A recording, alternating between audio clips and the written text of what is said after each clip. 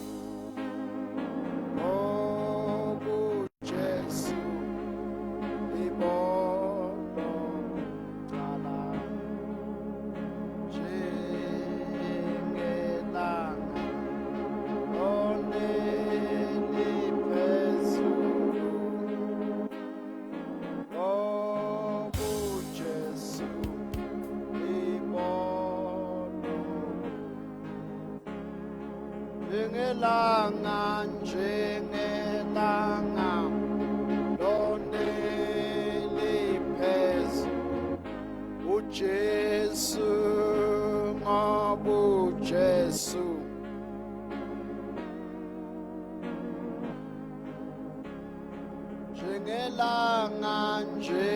njengelanga loneli phezu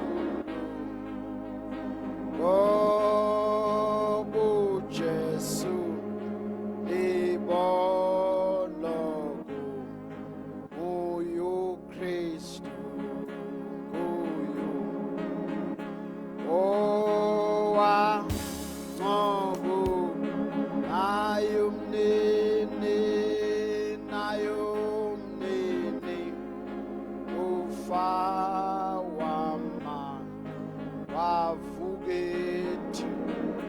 wavuke ethuneni hale imivalo yonke wayaphula wavuka ethuneni haleluya imivalo yonke wayaphula Jesu wavuka ethuneni haleluya imivalo yonke wayaphula andithemba labo abendulo balibheka selapho mobala njengelanga loneli phezulu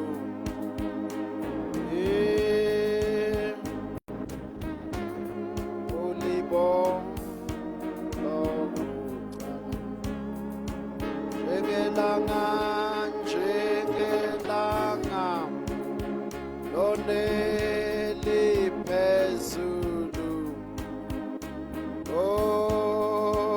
uJesu libonakala. Babe wethu longcwele siyabonga entsambama kameni la Jesu lelinemandla ligama lelephula imivalo ligama lelidzabula tingetane ligama lelisiphula nemisedari yaseLebanon Babe wethu longcwele siyathandaza ensambama uNkulunkulu wethu selekelela usendela umusa bukhona bakho usebende Nkosi nakusihlwa kuphumelelisa licebo lakho etimpilweni tethu ngameni la Jesu Kristu amen. Sibingelele kubobabe nabomake nalabasha egameni la Jesu lelinemandla. Siyanivusela nonke bazalwane egameni lenkosi yethu Jesu. Labeve emakhata emuva bakubasiwe bazalwane nanga umlilo uthlalele wodwana la. Igama la Jesu alibonga. Ukhululekile ukuthi ungehla we utohlala ngasemlilweni ungangenwa lichwa. Praise the Lord. Usho ukuthi laba laba sibukele ka media lesikhathi kumakhata babosidonsela yethu intsambo timane sonzele ngoba abazalwane kumakhata lapha kungena lamakhata lapha kulamafastelo ngiyabakhulumela igama la Jesu. Praise the Lord. Siyabonga bazalwane kakhulu enkosini yasezulwini kwekuthi sibe khona nakusihlwa emthandazweni siphindze sendlulise emave kubonga kubazalwane labahlulile emakhata sekuseni batsabula beta kwatothandazwa lapha kungasemnanzi igama la Jesu alibonge kungasemnanzi imini yonke bekungathi noma yini la ilethwa ngisathana wayikhahlela iyofika embi kwakhe nesiphundu ngegama lika Jesu emandla lesiwatholile. Glory to Jesus. Nawe ke siyakumema ikakhulu laba labavukele emsebentini ukuthi usheshe uvuke undlule ngalapho usaye emsebentini tofika ugcwele inkhatimulo lela usebentela ngakhona. Praise the Lord. Bazalwane njengoba sikwamenyetelwa ukuthi lo June kuvusetelwa indzaba yema cell groups. Ngicela ukuthi ningasho ukuthi umfundisi uphelelwe emavesi solo umenza onye indlela yokuthi ma kickstarter kusuka lama Christ groups noma ke lama cell groups sonke sibe sathi ukuthi kuyawendiwani ligama la Jesu alibonga. Amen ke ude mandla ligama la Jesu alibonga. Kusho ukuthi ke namhla ngiyacela ukuthi sende lesingakubita ukuthi practical lesson kwekuthi ke how to conduct the discipleship lesson le kusel group noma how to lead the Bible study ngoba kuyi Bible study on its own. Sasho sathi le method it's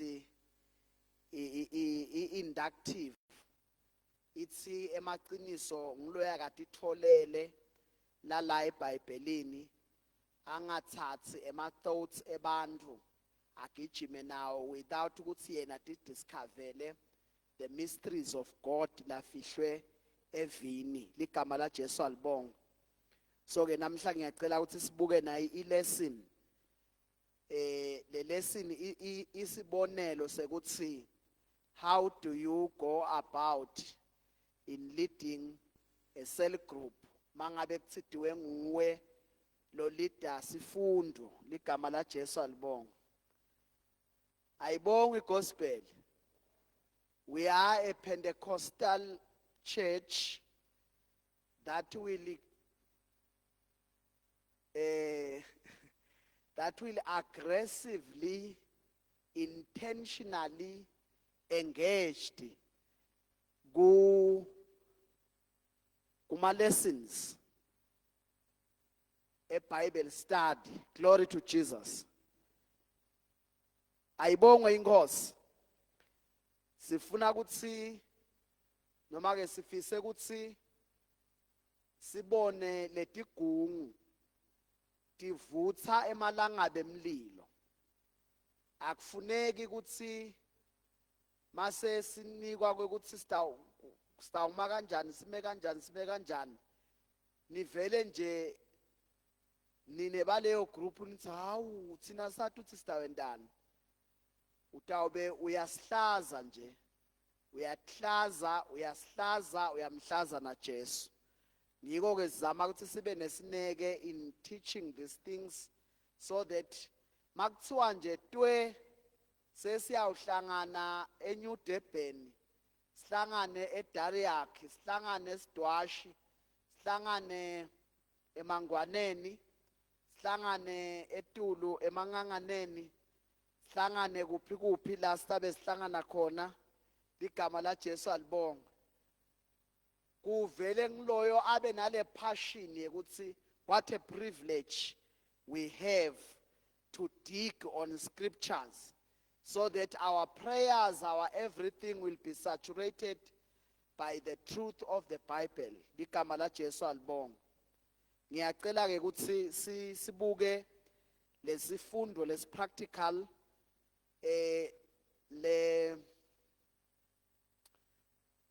le curriculum ikhona bazalwane ine copyright kusho ukuthi iyadayisa nguleyo group itawubona ukuthi yenta njani ke janje kudzingeka 300 rand ukuthi nithole icopy ingeSiswati nangesingisi kutanga ukuthi kuleyo group nibona ukuthi ningathabela singisi noma Siswati. Igama la Jesu alibonga. Batawusho ke bazalwane bese siyayadi order le la kulabala labati phethe leto tincwadi. Igama la Jesu alibonga. Bekusisita ukuthi kickstart, then going forward we'll be using the Bible following the principles lesitabe siwathole kule curriculum. Igama la Jesu alibonga. Ngoba yona cishe ina 52 lessons. Usho ukuthi after 52 meetings, group meetings, tabe sekusuka lapho kuyembili sesisebenzisa Bible scriptures to apply the same method to dig the truth. Ayibongwe inkosi. Sihloko ke sanamhla sithi we are given gifts. The Bible liveta ukuthi ngamunye wethu utawutilanza phambi kwaNkulunkulu kwekuthi usisebenzise njani sipho lanikwe uNkulunkulu. Ligama la Jesu alibonga. Ligama la Jesu alibonga. Bese kuthi ke iBible noma ke itheme yale lesson ithi the Bible says that people are going to be held responsible to God for what they do with their gifts that God gives them. That is the theme of the lesson. Ligama la Jesu alibonga. Ngicela sifunze livesi ke leli key verse but tsine siconze ukuthi sifunze Matthew 25 verse 14 to 30. It's quite verse lamanenganyana. Kepha nje I will be doing a highlight kule approach yekuthi how do we do the Bible study in our cell group. Glory to Jesus. Okay, the key verse, it's Romans 14 verse 12. Ngicela simfunze ke yena kulosatholile.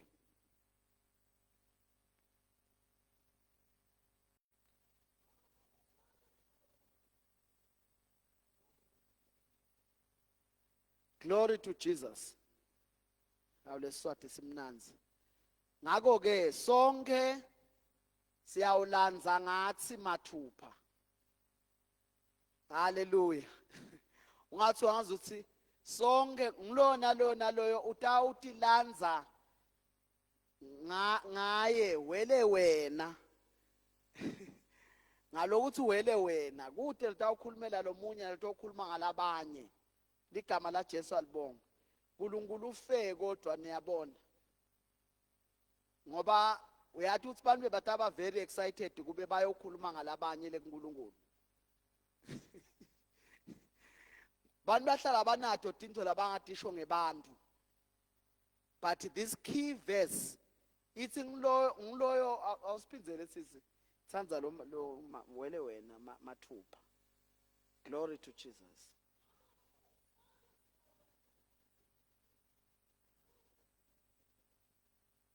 Glory to Jesus. Ithini ilokuzana yakho translation yakho dlamini lapha enhla. Therefore, each one must answer for himself and give a personal account of his own life before God. Hayi ngiyayithanza. Ayibonge inkosi. Each one tawuletha labente ma accounts bayathi mawulethe ama reports. Ngilo tawulethe ama accounts ukuthi credit and debtors emenjani. Igama la Jesu alibonga. Ayibonge inkosi. Kufuna kubonakale unganamahloni. iBhayibheli lithi kufuna singabi nemahloni. Uyabona mawungaka ngiqale kulaba sesikolweni labafundza sikolo mabakhona. Mawungakayendi homework kuthi makukhala insimbi yekuthi kungena imathematics ngoba ngibo bemethi labathanda lebebathandza kusinike ihomework ngiyabona nanyalo kusenjalo. Bani bana labanye kodwa hayi njeke bemethi. Bemethi almost every time nje manifundza ihomework. Makukhala insimbi uva ngathi ngabe lesifundo mangabe siswati ngasiyaqhubaqhubeka ike email emethi yini ngemahloni ekubhekana nekuthi give an account ngoba lona lo fundzisako utawufika atofuna ukuthi umuntu ngilo naloyo akatilanze. Ngiyakhumbula kwakunalomnye tishela ebekasifundisa ema accounts abethi ngiloya akavulele le-exercise lakhe alibeke la ituke litafula alivulile kuloku lebe bathunywe ukuthi bese kucala leminyango uhambe ya-check-a kuhambe kukhala umboyi kungcono nyalo phela uhulumende sewabavikela abantwana. Angibathi usipotishela abasurvive njani abantwana ngabe bayabhala inyalo angibathi labanyalo ngoba kucala bowathi ukuthi tishela utawucala leminyango aze asho athi ya ngicala laminyango ngiyophuma le bowusinza ngekuthi makufika yakakho i10 you give an account with boldness ukuthi ubhalile you are confident ngamane kube ukuthi lokunyawo kakubhali kahle ke ubhalile. Uma sifike embi kwaNkulunkulu bazalwane kude iadvocate bameli balamhlabeni lezulwini kwanyalo kuthiwa sinemmeli ngiJesu but ekugcineni kuthiwa Jesu utawushiya lesemeli kuba iadvocate ahlale esitulweni situlo sejudgment ligama la Jesu alibonga. So uma Jesu sekahlethe esitulweni kufuna ukuthi kutholakale ukuthi ngiloyo unesibinzi sekumembi kwakhe. This is just an introduction to our lesson. Ayibongwe inkosi. Sitawubuka ke iparable. Jesu ukhuluma nebafundi bakhe kule story lesitasifunza. A parable is a story that can be used to demonstrate a principle. A parable is an earthly story with a heavenly meaning. Ngiyacela ukuthi sisi asifunzele utawuzama kushakutela. Kepha ke angichaze uma sifika ku Bible story kule curriculum kube besinawo ema copies ngabe nonke niwaphethe lama copies into khona ukubona ile ngikushoko konke le ngendlulekiko kukhona silistelwe la sitaqala kusebenta khona ngila sithi discovery process. Ngiyayikhumbula masifundzisa emvuselelweni ngayo. So ke siqale sifunze the Bible story. Sanamhla ke sithe we are given gifts and everyone will give an account before God kwekuthi sipho sakhe usebenzise kanjani. Sesifunza ke le parable Jesu layibeka noma lafundzisa ngayo bafundzi. Matthew chapter 25 verse 14 kuya ku 30 longasifundzela. Ngicela sonke sizame noma uphethe ucingo ngoba we are demonstrating a lesson. Uvule lucingo lwakho mangaphethe ucingo, uvule iBhayibheli lakho ube kanye nathi kule story. Ligama la Jesu alibonga. Kule parable lesitabe siyifunza sibe together. Nome kulukhuni ngenxa yesikhathi ngeke ngikhone kuninika lithuba lekufuna ukuthi mhlambe silithole mase sile kuma groups.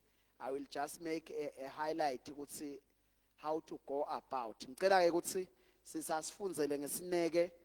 Sitawufunza once, but the principle ithi le story manilapha ku Bible study nisifunza kathathu, 3 times, reading the same story until it sinks in our minds. Ligama la Jesu alibonga. So khona kuthola the revelation that is hidden, the treasure hidden in that parable. Ngicela usifunzele ke Matthew 25:14 kuya ku 30.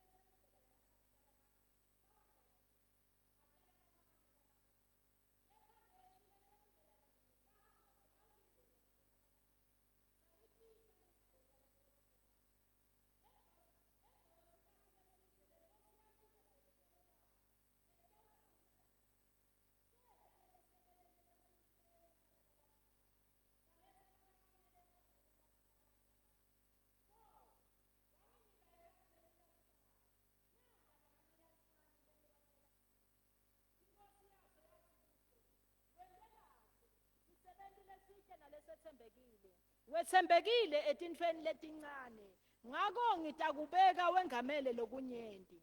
Ngena ekujabuleni kwenkosi yakho.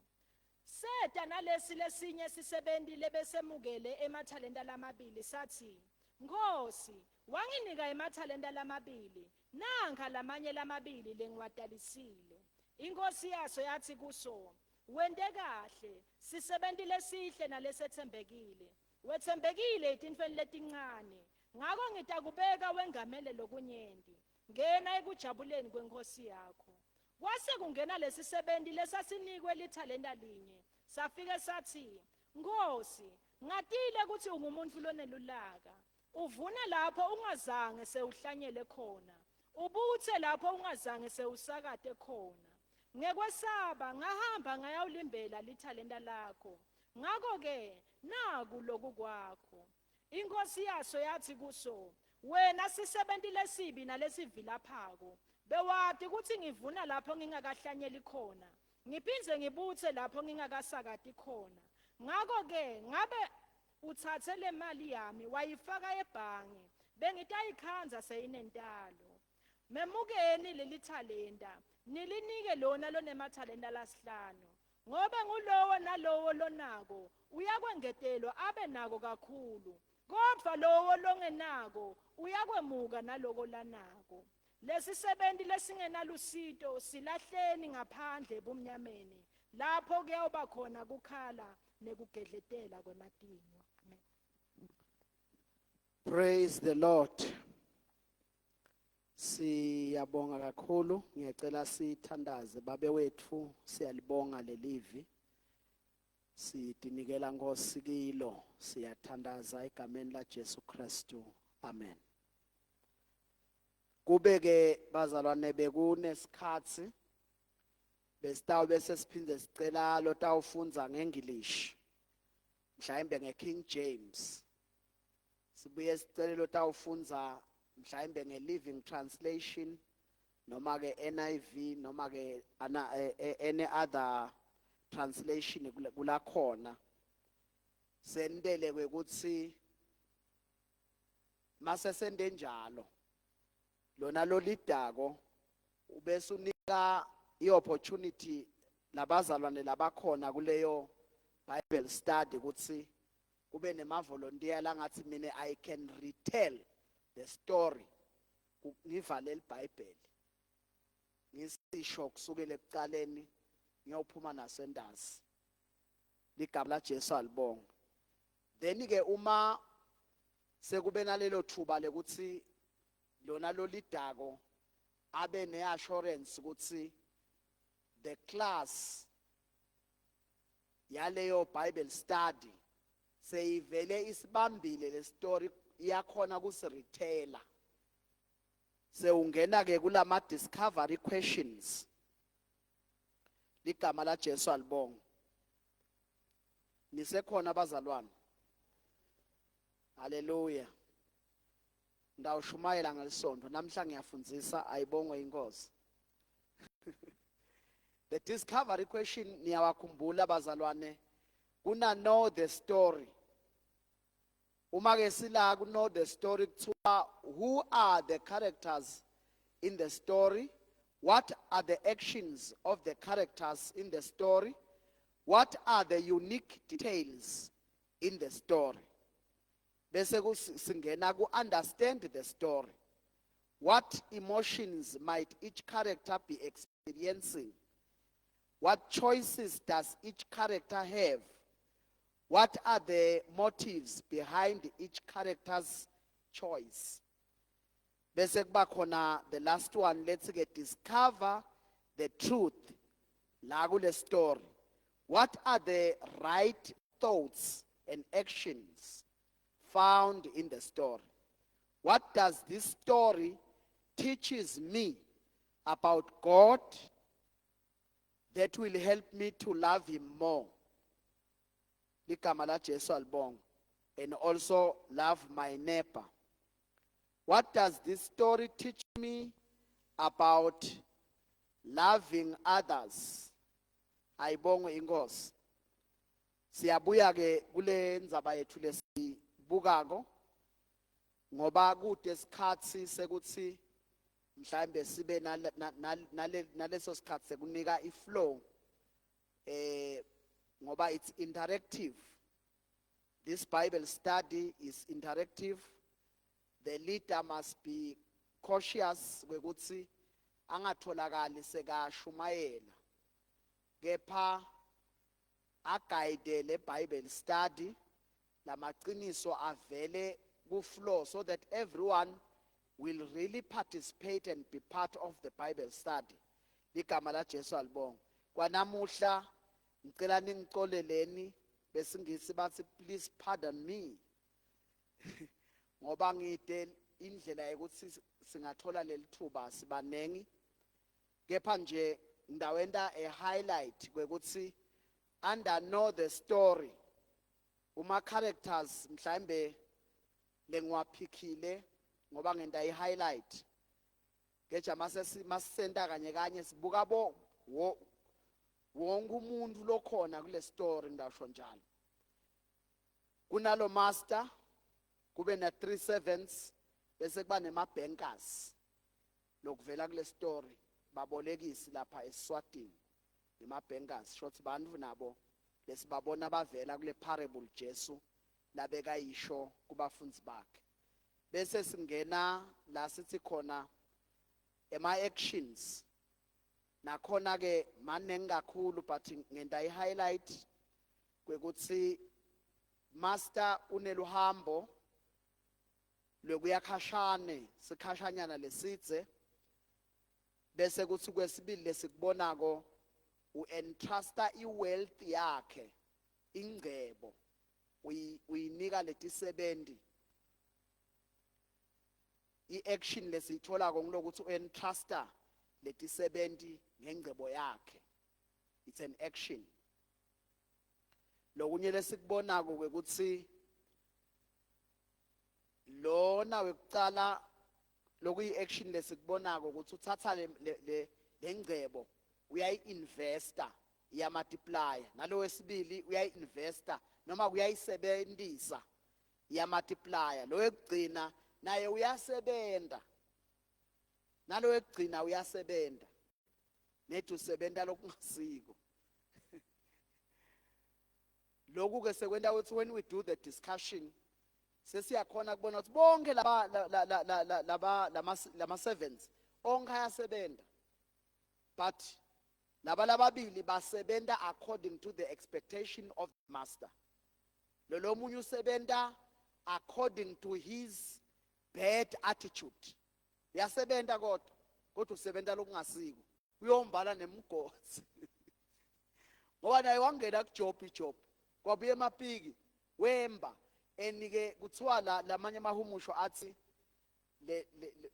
akhuluma ngewealth lamanye akhuluma ukuthi wabanika ligolide so kusho ukuthi lo muntu angimathi ukuthi walithuku saphi noma la ekhaya lakhe but kusho ukuthi wembisisisa ukuthi akafuni ukuthi bozidlani nangechance bakhona kuyithola legolide yamaster wakhe ngoba ufuna kuyibuyisela njengoba injalo usemsebentini naye ngema actions lawo besiwabonako kunengi manengi ngithethe nje ngasetulu ngoba kuphindze kungene nekwe ukuthi masabuya master sebaletha ema reports kusho ukuthi lenzaba yekubuyisa ema reports ngoba i-action inenkulumo mase sibuya mhlambe ngoba ngiyakuhlanganisa nyalo ncesini ngikuhlanganisa na application mase sibuya ku application ithi sonke ngalenye ilanga masivele embi kwaNkulunkulu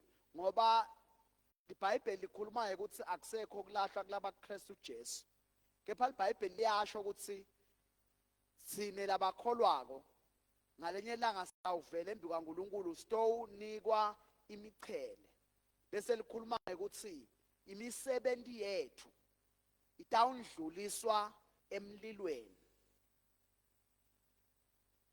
lelo langa lelo ngilelanga lema reports shotla ama reports Jesu akafuni nje sibe selumchazela ngoba labanye bathwele etshani uyabona bayamchazela kuze kushone ilanga bachaza tshani ngabunye kanti bunengi uyabona so the faster way ukuthi ukwendlule lamlilweni umlilo utawukhuluma ukuthi lo mthwalo longaka ujenu yini noma awusiwo so uma sesenda iapplication kubuya kithi uyabona ukuthi one day we will give him a reports but according to what Paul revealed ku Corinthians kwedlula nje emlilweni mawuphuma ngale kubonakala mangabe digodo kuphelele emlilweni mangabe tshani kuphelele emlilweni mangabe litshe leligugu liphume selimanyatela kakhulu ngale but ke lokho sekuku application ngalowe ukuthi ngiyakuhlangahlanganisa my time is limited bazalwane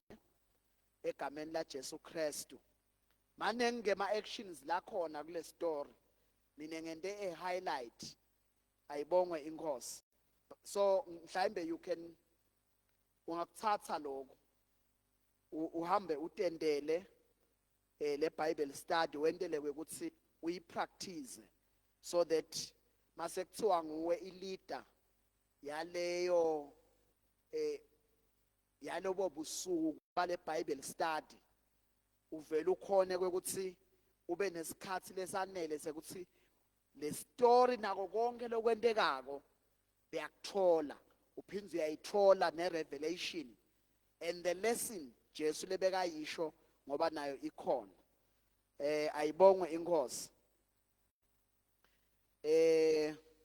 manengi lama actions kwabe senjelo ya uyathathwa uyalahlwa uyemukwa kuningi lokwentekako lokunema actions lesikubonako after sekabuyile lo master ngimangaliswe nginalivesi la esingesini impela nali ngimangalisi sengisho ukuthi lenta inkulumo lethi le principle Jesu lebeka ikhuluma yekubuya kwakhe in view of the kingdom of God uthi kulo verse 19 uthi After a long time, the Lord of those servants cometh and reckoneth with them.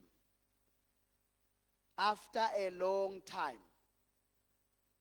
Ligama la Jesu alibonga. Kunengi futhi lesikutholako lapho lokurelater in view of the kingdom. Ngoba Jesu lapha ekuqaleni uthe kulo verse 14 uthi for the kingdom of heaven is as a man traveling into a far country. So kune principle la ifundisako in view of his coming. Bese kuba ne principle la ifundisako ngekuthi everyone is given gifts. And the Bible liveta ukuthi the gifts are given according to ability. To our yes, ukuthi iability lonayo wena ingaka. Asinikwa lokufanana ngiyayithanda indlela lekubekwe ngayo lana ngoba kukhona lokuthi lomunye unikwe inkonzo tsite, lomunye wanikwa tsite, labanye banikwe inkonzo letigqamile mhlawumbe bavangeli bavamisa kuduma kakhulu emhlabeni. Ungaze ucabange wena lonikwe lokunye kwekuthi naba uNkulunkulu lakabevako noma bathandaza. Hayi, ngiloyo bekanikwa ngekwe ability. But masabuya master, everyone uyeta to letha i-report according to kwekuthi uperforme njani kuloko lobonikwe kona. Ligama la Jesu alibonga. So lokhu kutshengisa ukuthi kude i-room of comparison kwekuthi awu ngathi mina nginikwe lokuncane naba labanikwe lokukhulu noma kunjani, but thiwa bebanikwa ngekwe ability. Awu kunengi la kuma action. Sengisho manibuka nje lama action together. Niyawalista together. Glory to Jesus. Bese senibuya ke kuma details. Glory to Jesus. Ema details kule story ayibonga inkosi lele singisi likhulumayo ukuthi lele ngiliphethele linye lithi and unto one he gave 5 talents, lamanye athi 5 bags of gold, to another 2 bags of gold, kulo lomunye 1 bag of gold, according to his several abilities. Ligama la Jesu alibonga. Bese ke sekuqala ke lama details ukuthi nange ma action phindze kube nema details leswatholako khona lapho. Kwekuthi labanye benda 100% profit. Unikwe 5 wathola 5. Unikwe 2 wathola 2. Beba serious labo soma business laba ukuthi bajabulise master wabo. Lona munye naye wathatha lipiki lakhe nelifosholo wayawumba umgodi loshonako waligcibela lelithalenta. Mase sibuya ke ku application sesiyakhuluma kule Bible study kwekuthi asesikhumbuleni sonke ukuthi yini uNkulunkulu lakunika yona mhla usindziswa. Yini igift uNkulunkulu lakunika yona mhla wemukela lugcobo lwamoya loyingcwele ubhajatiswa. How are you using your gift in the house of God? Ngoba lo 1 Corinthians ngaleli sonto ulula kulaba labangithu nabazali labangithu. Ulula umnanzi kunjani pho bazalwane manibuthanele kuto endani ukukhonda lo munye unalutho njengekunikwa nguNkulunkulu, but lo lombelako uyatibinzela nje uqala umnyaka uziyophela akasho lutho la masikhonda. Uyabona ukuthi lapho sesiyangena dude ukuthi kude umzalwane losindziswe mbamba logcwele emoya loyingcwele lode lutho langakusho kubazalwane kude, unless uthethe lipiki nelifosholo. ngathi ungaze ungibudele nebha uthi nebha yini ngathi yini ngathi uthwele lifoshoni nalabanye bazalwane bacabanga iplan yebusiness banikiwe icapital bacabanga iplan yebusiness wena uthwele lipiki nelifoshoni libandla lilambele your gift but uthwele lipiki nelifosholo uyombela phasi uthi ufuna Jesu makabuya asithole kahle lesipho sakhe sinjengobe akunika kanzi mangabe nginikwe inkonzo ukuthi I am a prophet or I prophesy kufuna ukuthi ngikuthandazele ukuthi ngingake ndlule emhlabeni ngishiye kunebaprofeti labadelwe iministry yami because I'm multiplying the treasure that God has given me. Ngingajatshulisa ukuthi I am the only prophet of God. Hallelujah bosalwane. Bajabule bazalwane baze baye phansi ukuthi akekho lo njengawe emhlabeni, you are the only man. That is not the practice of Christianity. Here we multiply, be fruitful and multiply.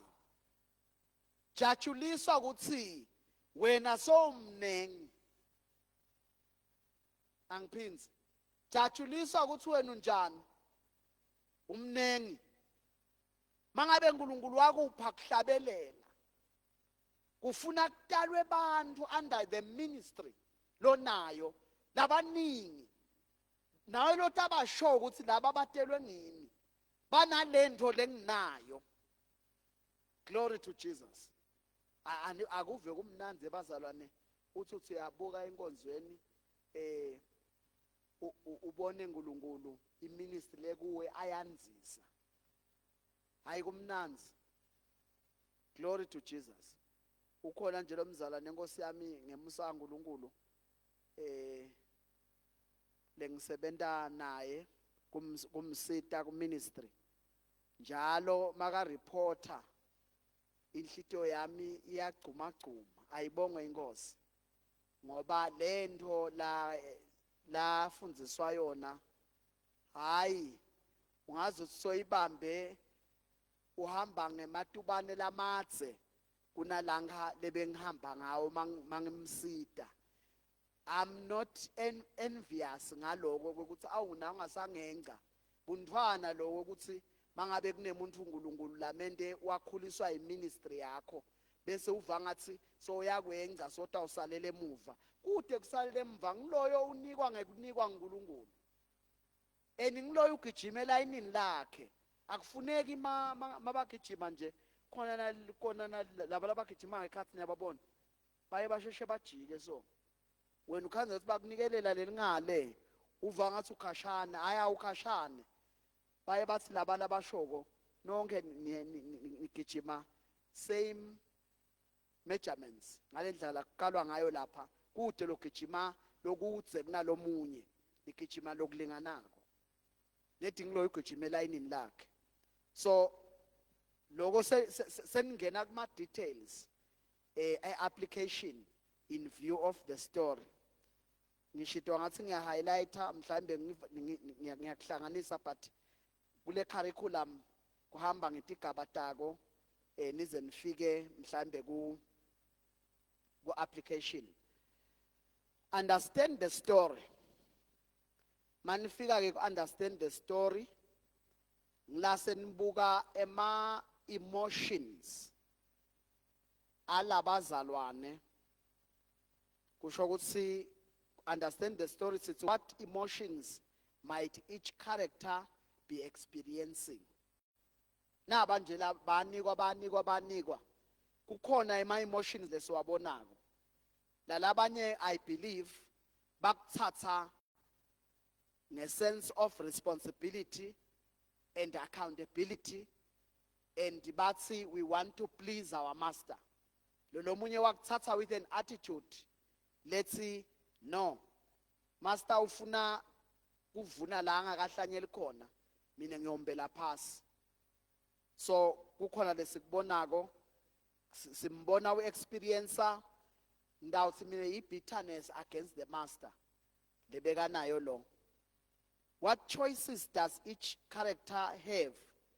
Nalabanye bakhetha sengiyasummarize phela but mawulida akusummarize wena, you give them the chance wena utabe sokhuluma ekugcineni. Ayibongwe inkosi. What choices that each character have? Lapha ke soyabuka ukuthi ngamunye umzalwane noma ke kulaba lebebala kule parable yini ema choices ukhetha lebe kusembi kwabo. Siyababona labanye bakhetha ukuthi ba obey the master, lo munye wakhetha ku disobey. What are the motives? Nakhona siyakubukisisa ukuthi behind each character's choice there was a motive. Ngalamanye amagama uma usukuma uthandaza, what is the motive behind? Uma uhlabelela ingoma uyihlabelelani? Ayibongwe inkosi.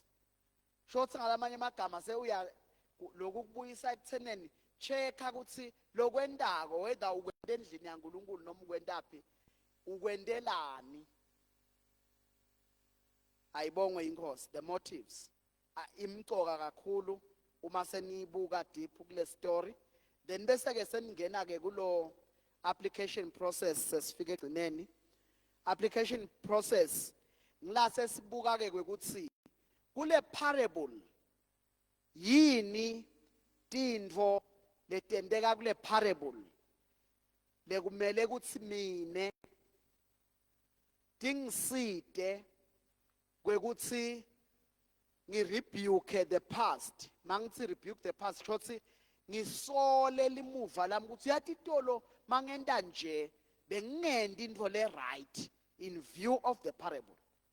Mangenda nje mangikhuluma kanje bengenda into lenhle embi kwaNkulunkulu in view of this principle and teaching lengiyithola kule parable.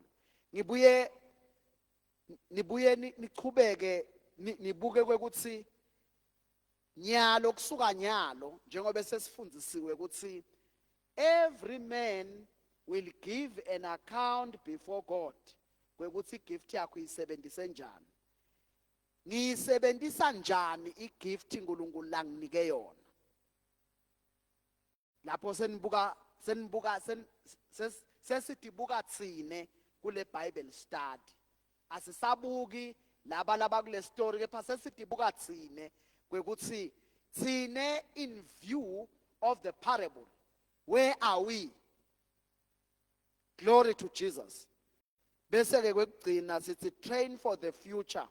Sesithatha ke tinqumo kwekuthi from the parable naku lokuthi fundo de kwekuthi kusuka nyalo kuya phambili sine bale cell group le ngeke sitholakale silazy because lapha lesikutholako lo master masakhuluma uthi you lazy worthless lazy servant. So tsine lesila kule cell group after learning these principles la fihlwe kule parable, let us avoid laziness. Let us be committed in everything we do unto the Lord or in the house of the Lord. Ligama la Jesu alibonga. Lapho sesibuka ukuthi kusuka nyalo kuya phambili we want to be better people. Asifuni ukuthi libandla lithabulwe ngithi. Ayibongwe inkosi. Libandla phela liba troubled mangabe linema activities wena uyanyamalala. Sesibuya practical phela ngithi sesik application. Libandla linemsebenzi wena udle phasi. Kuhlekela ibandleni kwasho omnye umfundisi wathi uvela ubike uthi ngibambe kude lo shaya athi siyeva uyabikwa ukuthi ubanjwe yini ngoba lo mnyanga athola i-offense ukuthi ungibutela ukuthi ngibanjwe yini ngibambekile nje ngci yenela lapho but akungabikho lobalekako sengisho kule cell group yethu phela besifunza le lesson sesiyakhochana ukuthi sine kusuka nyalo we will be committed in the house of God ngeke siphinde sibe bantu laba lazy and worthless. We don't want to associate with this lazy one. Lokwathi akabanjwe ajikijelwe bumnyameni asifuni kuya lapho. Sifuna kuba nginaba lokuthiwa ngenani disebenzi letinhle naleti ethembekile lijabule nenkosi yenu. Ngiloko yawendeka ngelusuku lolukhulu lolutako.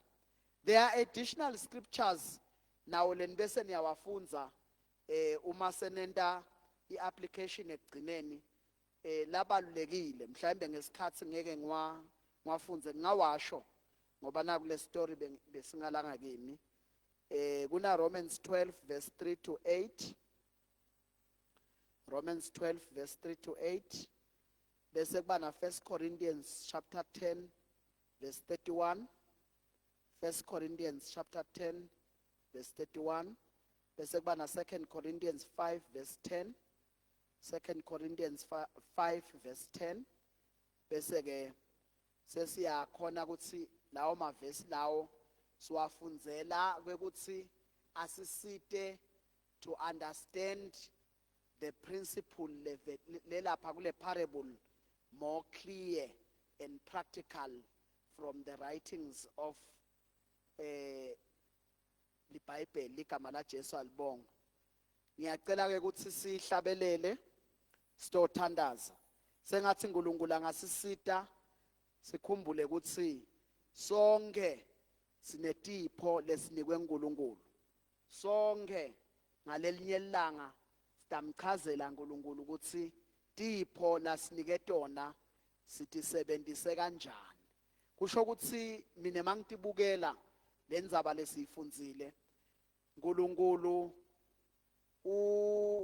uprogressive uNkulunkulu ufuna iproduction ligama la Jesu alibonga akayifuni into lengaproduce lutho mkhumbule phela na John 15 uthi ligala lelingatheli babe uyalenta njani uyalijuba uyabona ukuthi in view of God akayifuni unproductivity.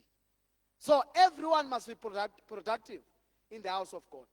Kufuna nawe noma ngabe uNkulunkulu kunike sipho lesingange nkomishi hambuke lela ukha khona tinto tasezulwini utothulula ngale nkomishi ligama la Jesu alibonga ube lokukha dawugcine kumandi ungahlupheki ngalabaphethe emabhakede qhubeka ngenkomishi yakho noma sela la sela khona naye kuyawugcine kunemandi laseciki phasi so lokuthela ngale nkomishi lonikwe yona ungayi ngalabathola emabhakede nabo banikwe ngeke capacity yabo masifike embi kwaNkulunkulu ngeke kubukwe ukuthi wena bekunganani kwakho dawubuka ukuthi lobo unako ukusebenzise kanjani babe kunene siyacela tosithandazela sime ngetinyawo sonke ukuthi Nkosi ngelanga Jesu abuya angifuni kuba nemahloni kuvele embi kwakhe